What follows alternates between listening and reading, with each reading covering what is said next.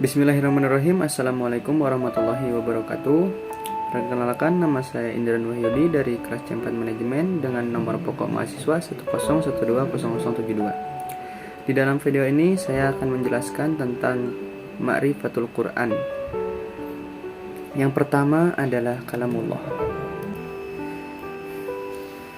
Kalamullah, kalam dalam istilah ilmu nahwu adalah suatu yang di dalamnya berkumpul 4 perkara, yakni lafaz, murakkab, mufid, dan bilwad'i. Kalam adalah lafaz yang tersusun yang memberi faidah dengan menggunakan bahasa Arab. Kalamullah adalah dua unsur kata dari lafaz kalam dan Allah. Firman Allah dalam bentuk wahyu yang disampaikan kepada para nabi dan rasulnya melalui malaikat Jibril. Lalu sejarah Al-Quran. Sejarah turunnya Al-Quran atau nuzulul Quran. Nah, nuzul adalah kata jadian dari kata kerja nazala yang berarti turun. Turunnya Al-Quran lebih sering digunakan istilah nuzulul Quran. Bahkan terdapat peringatan nuzulul Quran sebagai bentuk penghormatan dan pengagungan terhadap Al-Quran. Al-Quran diturunkan secara sekaligus dari Allah ke Lauhul Mahfuz, yaitu suatu tempat yang merupakan catatan tentang segala ketentuan dan kepastian Allah. Disebutkan dalam surat Al-Buruj ayat 21-22 yang berbunyi, A'udzubillahi minasyaitonirrajim, Bismillahirrahmanirrahim, balil ladzina kafaru fil takdzib fil lauhil mahfuz, yang artinya bahkan yang didustakan ialah Al-Quran yang mulia yang tersimpan dalam Lauhul Mahfuz. Kedua adalah Al-Quran diturunkan dari Lauhul Mahfuz ke Bait Al-Izzah, yaitu suatu tempat yang berada di langit dunia. Sebagaimana firman Allah dalam surat Al-Qadar ayat 1 yang berbunyi, A'udzubillahi minasyaitonirrajim, Bismillahirrahmanirrahim, Inna anzalnahu fi lailatul qadr. Sesungguhnya kami telah menurunkannya Al-Quran dalam malam kemuliaan. Yang ketiga, Al-Quran diturunkan dari Bait Al-Izzah ke dalam hati Nabi dengan jalan berangsur-angsur sesuai dengan kebutuhan.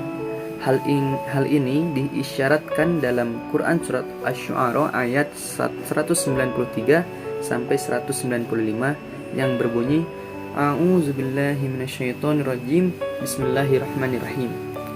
Nazzala bihir ruhul amin ala qablika litakuna minal munzirin bilisanin arabiyyin mubin.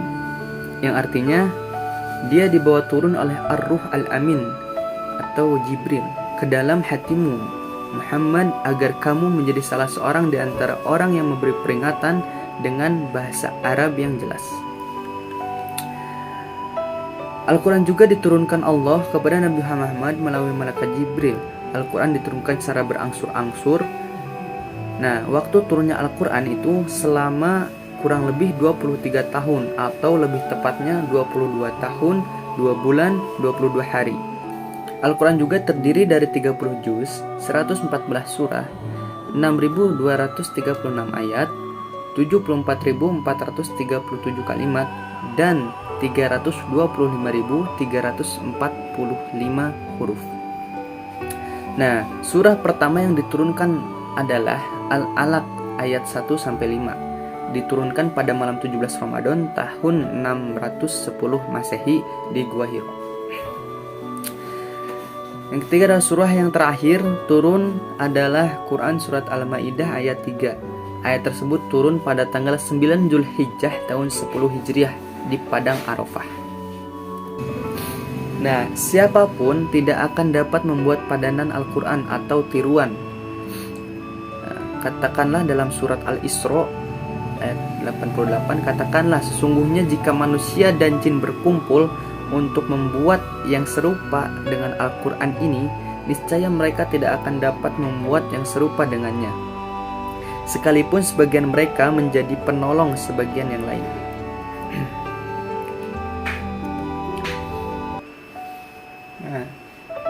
Mengimani Al-Quran menjadi hal wajib bagi seorang muslim. Karena apa? Dalam hadis riwayat At-Tabrani yang berbunyi, barang siapa ingkar atau kufur terhadap satu kalimat saja dari Al-Quran, maka sungguh-sungguh dia telah kafir. Dalam Quran surat An-Nisa pun dijelaskan, maka demi Robmu, mereka itu pada hakikatnya tidak beriman sebelum mereka menjadikan kamu Muhammad sebagai hakim terhadap perkara yang mereka perselisihkan. Kemudian mereka tidak merasa di dalam hati mereka suatu keberatan terhadap putusan yang engkau berikan, dan mereka menerima dengan pasrah dengan sepenuhnya. Nah, pengumpulan Al-Quran. Dalam penulisan Al-Quran kita mengenal istilah Jam'ul Al-Quran atau pengumpulan Al-Quran yang mempunyai dua pengertian, yaitu Al-Hizbul atau hafalan dan Al-Kitabah, menulis, yakni menulis Al-Quran pada benda-benda yang dapat ditulis. Kata pengumpulan dalam arti penghafalannya adalah proses ketika Allah menyemayamkan wahyu yang diturunkan ke dalam lubuk hati Nabi Muhammad SAW. Proses penulisan Al-Quran atau rasmu Al-Quran terdiri dari beberapa tahapan atau masa, yaitu pada masa Nabi Muhammad, pada masa Khulafaur Rasyidin, dan pada masa setelah Khulafaur Rasyidin. Penulisan Al-Quran pada masa Nabi Muhammad ditempuh dengan dua cara. Yang pertama adalah al-jam'u fis sudur.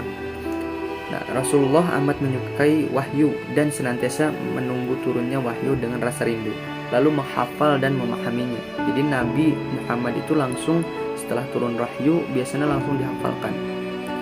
Maka Nabi Muhammad itu adalah sebutannya mungkin tahfiz pertama, atau mungkin orang yang menghafal pertama Al-Quran. Yang kedua adalah al-jam'u fis sutur. Nah, selain dihafal, Rasulullah juga mengangkat para penulis wahyu Al-Quran dari sahabat-sahabat terkemuka seperti Ali, Muawiyah, Ubay bin Ka'ab, dan Zaid bin Sabit. Nah, bila ayat turun, beliau memerintahkan mereka menuliskan dan menunjukkan tempat ayat tersebut dalam surah, sehingga penulisan dalam lembaran itu membantu penghafalan di dalam hati. Nah, yang kedua adalah masa Khulafaur Rasyidin. Pada masa Khalifah Abu Bakar As-Siddiq, pada masa pemerintahan Abu Bakar, terjadilah Jam'ul Quran, yaitu pengumpulan naskah-naskah atau manuskrip Al-Quran yang susunan surah-surahnya menurut riwayat masih berdasarkan pada turunnya wahyu, hasbi tertibin nuzul. Nah, usaha pengumpulan tulisan Al-Quran dilakukan Abu Bakar terjadi setelah perang Yamamah pada tahun 12 Hijriah. Yang ketiga adalah masa setelah Khulafaur Rasyidin. Itu pada masa ini Al-Quran mulai dalam tahap penyempurnaan dalam penulisannya. Mushaf yang ditulis pada masa Utsman bin Affan tidak memiliki harokat dan tanda titik sehingga dapat dibaca dengan salah satu qiraat yang tujuh. Setelah banyak orang non-Arab memeluk Islam, mereka merasa kesulitan membaca mushaf yang tidak berharokat dan titik dan bertitik itu. Pada masa Khalifah Abdul Malik tahun 685 sampai 705 Masehi, ketidak memadainya mushaf ini telah dimaklumi para sarjana muslim terkemuka saat itu, dan pada karena itu pula penyempurnaan mulai segera dilakukan. Mungkin cukup sekian penjelasan materi yang dapat saya sampaikan. Mohon maaf bila ada kekurangan. Kelebihan datang dari Allah dan kekurangan datang dari saya sendiri. Wabillahi taufiq wal hidayah. Wassalamualaikum warahmatullahi wabarakatuh.